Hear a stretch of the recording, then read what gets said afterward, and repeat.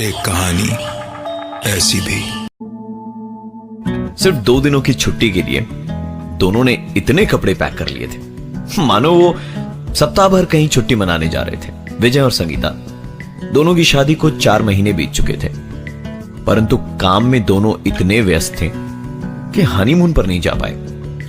समय हाथ में बहुत कम था, इसलिए विजय ने दिल्ली शहर से थोड़ी दूरी पर एक रिजॉर्ट में बुकिंग कराई ताकि आने जाने में समय बर्बाद नहीं होगा। आज जरूरत से ज्यादा ही ट्रैफिक का सामना करना पड़ रहा था, परंतु एक बार जब गाड़ी ने नेशनल हाईवे पकड़ी, फिर वो हवा से बातें कर रही थी। गाड़ी के अंदर हीटर होने के कारण दोनों को बाहर पड़ रही ठंड का कोई अंदाजा ही नहीं था। गाड़ी की रफ्तार उस हाईवे पर अचानक से धीमी पड़ गई। विजय के एक्सीलरेटर दबाने के बावजूद गाड़ी की रफ्तार में कोई बदलाव नहीं आया और गाड़ी बंद पड़ गई।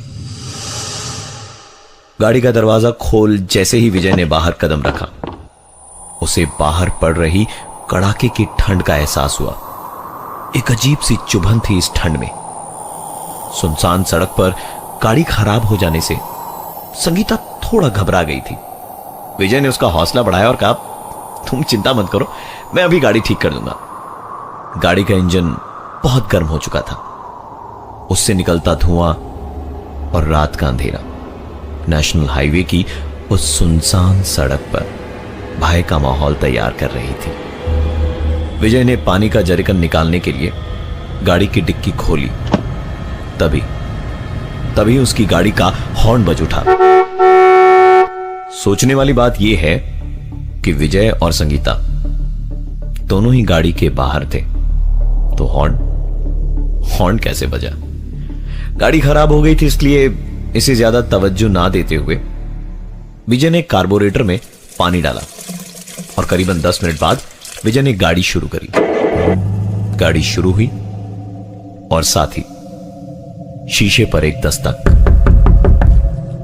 शीशा नीचे किया तो एक लड़की थी वहां जो कह रही थी, विजय मेरे पीछे कुछ गुंडे पड़े हैं जो मुझे मारना चाहते हैं, मुझे प्लीज अपने साथ ले चलिए और आगे कहीं भी बीच रास्ते में उतार दीजिएगा।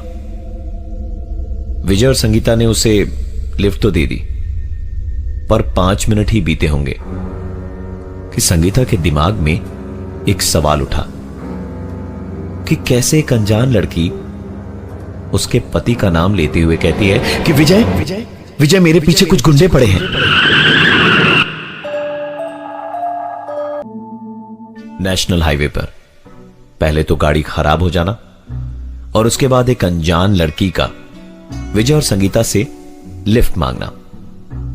5 मिनट पहले घटी घटना पर जब संगीता का ध्यान गया तो वो आश्चर्य में पड़ गई कि कैसे एक अनजान लड़की ने उनसे लिफ्ट मांगते वक्त उसके पति का नाम लेते हुए कहा कि विजय मेरे पीछे कुछ गुंडे पड़े हैं। डरी हुई संगीता ने जैसे ही पीछे मुड़कर देखा तो उसे अपनी आंखों पर यकीन नहीं हो रहा था। थोड़ी देर पहले उन्होंने जिस लड़की को अपनी गाड़ी में लिफ्ट दी थी वो उस गाड़ी में नजर ही नहीं आ रही थी। संगीता ने विजय से गाड़ी रोकने के लिए कहा कि तभी अचानक एक आवाज आई, गाड़ी रोकी तो अच्छा नहीं होगा। यह आवाज दोनों ने स्पष्ट रूप से सुनी थी। संगीता पर न जाने कैसा भूत सवार था, उसने बोल बोलकर विजय को गाड़ी रोकने के लिए मजबूर कर दिया। जैसे ही गाड़ी रुकी, एक आवाज संगीता के कानों से टकराई, गाड़ी रोककर तुमने अच्छा नहीं किया। एक अजीब सी शांति थी उसके बाद गाड़ी के अंदर। विजय और संगीता दोनों एक दूसरे का मुंह देख रहे थे, क्योंकि दोनों को समझ नहीं आ रहा था कि पिछले 10 मिनटों में उनके साथ हुआ क्या था। जो कुछ भी घटा था वो सच था या उनका वहम। कई सवाल लिए विजय गाड़ी से नीचे उतरा और साथ साथ संगीता भी। गाड़ी से नीचे उतरकर जो नजारा देखा वो उन्हें यकीन नहीं हो रहा था। ये वही जगह थी जहां करीबन 15 मिनट पहले उन्होंने उस लड़की को लिफ्ट दी थी। इसका मतलब यह है कि पिछले 15 मिनटों में उनके साथ जो कुछ भी घटा वो यहीं घटा था, और गाड़ी 80-90 की स्पीड में होने के बावजूद यहां से 1 इंच आगे भी नहीं हिली थी। विजय और संगीता इससे पहले कि कुछ समझ पाते एक बार फिर से चौंक चुके थे एक आवाज सुनकर। अगर आपकी आंखों के सामने से कोई गायब हो जाए तो कुछ ऐसा ही हुआ विजय और संगीता के साथ, जिन्होंने एक लड़की को अपनी गाड़ी में लिफ्ट दी थी, जो अचानक से गायब हो गई। और फिर गाड़ी में एक आवाज आती है, गाड़ी रोकी तो अच्छा नहीं होगा। पिछले 10 मिनटों से गाड़ी एक ही जगह खड़ी थी। विजय और संगीता गाड़ी से बाहर निकलकर खड़े थे कि तभी अचानक एक जोरदार आवाज आई, जो उनके बगल से गुजरती हुई ट्रक के हॉर्न की थी। ट्रक के हॉर्न ने मानो विजय और संगीता के किसी बुरे सपने को तोड़ दिया। दोनों तुरंत अपनी गाड़ी में बैठे और वापस अपने घर दिल्ली की ओर चल दिए। रविवार की रात बहुत लंबी थी विजय और संगीता के लिए। शाम से ही बत्ती गुल थी, पर सर्दी का मौसम होने के कारण ज्यादा परेशानी नहीं हो रही थी। दोनों गहरी नींद में सो रहे थे कि तभी अचानक उनके रसोई घर से एक आवाज आई। संगीता ने उठकर मोमबत्ती जलाई और रसोई घर गई। नजारा देखने लायक था। रात को धोकर रखे हुए सारे बर्तन फर्श पर बिखरे पड़े थे। मोमबत्ती की उस रोशनी में बर्तन उठाने के लिए संगीता जैसे ही झुकी, उसे ऐसा प्रतीत हुआ मानो किसी ने उसे पीछे से छुआ। उसने तुरंत पलटकर देखा, परंतु वहां कोई भी नहीं था। अपने ही घर में संगीता को एक अजीब सा डर लग रहा था। संगीता धीरे धीरे सहमे हुए कदमों से अपने कमरे की ओर जा रही थी, और डाइनिंग हॉल पार करते वक्त डाइनिंग हॉल की लाइट जली और फिर बुझ गई। शायद शाम से गुल हुई बत्ती एक क्षण के लिए वापस आकर चली गई, परंतु पहले से ही डरी हुई संगीता के लिए इस घटना के कुछ और ही मायने थे। उसने कमरे में प्रवेश कर मोमबत्ती बुझाई और सोने का प्रयास करने लगी। 10-15 मिनट में ही उसे नींद आ गई और फिर चीखते हुए वो उठ गई।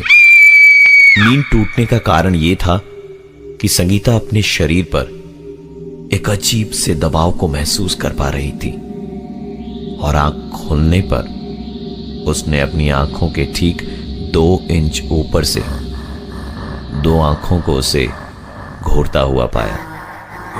खुले बाल और होठों पर मुस्कुराहट के साथ वही बात, कहा था ना, गाड़ी मत रोकना।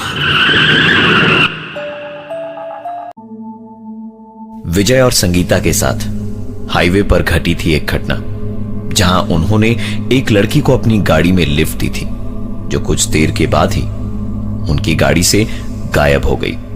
कुछ बाकी थी तो सिर्फ उसकी आवाज, गाड़ी रोकी तो अच्छा नहीं होगा। संगीता के कहने पर विजय ने गाड़ी रोकी, और उसके बाद उनके साथ जो हुआ वो कभी सोच भी नहीं सकते थे। संगीता को वो औरत दिन रात घर में या बाहर कहीं भी दिखाई देती और परेशान करती। तंग आकर दोनों ने घर बदल लिया, और घर बदलते साथ ही ये सारी घटनाएं उन दोनों के साथ बंद हो गईं। इन सारी बातों को 2 साल हो गए थे। संगीता और विजय का अब 1 साल का बेटा भी था। एक दिन ब्रेकफास्ट टेबल पर विजय बैठा था तो संगीता ने कहा, अरे वाह, आज तो कमाल ही हो गया। आज लाट साहब खुद ही तैयार होकर बैठ गए, मुझे कपड़े भी नहीं निकाल के देने पड़े। विजय ने हंसते हंसते कहा, हाँ हाँ, तुमने नहीं किया तो क्या गाड़ी वाली भूतनी ने करके दे दिया। इसके पहले कि संगीता विजय की इन बातों पर रिएक्ट करती, कमरे से उसके बच्चे की जोर जोर से रोने की आवाज आने लगी। विजय ने अंदर जाकर देखा तो पाया कि उसका बेटा बिस्तर पर लेटा रो रहा था। उसने चिल्लाते हुए संगीता को आवाज लगाई और फिर कहा कि तुम इतनी लापरवाह कैसे हो सकती हो कि बच्चे को पालने की जगह बेड पर सुला दिया। संगीता ने कहा, पर मैं तो उसे पालने में ही सुला कर गई थी। सुनकर विजय ने कहा, तो क्या उस गाड़ी वाली भूती ने उसे यहां सुला दिया। बात आई गई हो गई। रात का समय था। संगीता बिस्तर पर लेटे लेटे अपने बाएं हाथ से अपने बेटे के पालने को झुला रही थी कि तभी अचानक अंधेरे में उस पालने को दूसरी तरफ से भी कोई खींचने लगा।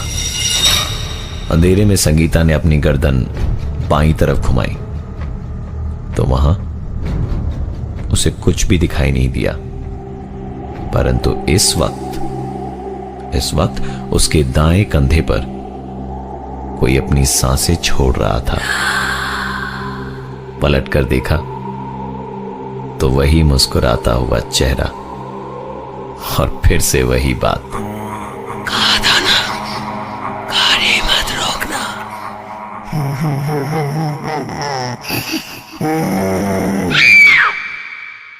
और ये थी आज की एक कहानी ऐसी भी। और अगली बार से हाईवे पर किसी के लिए अपनी गाड़ी मत रोकना। दोबारा सुनने के लिए विजिट करिए हमारा YouTube चैनल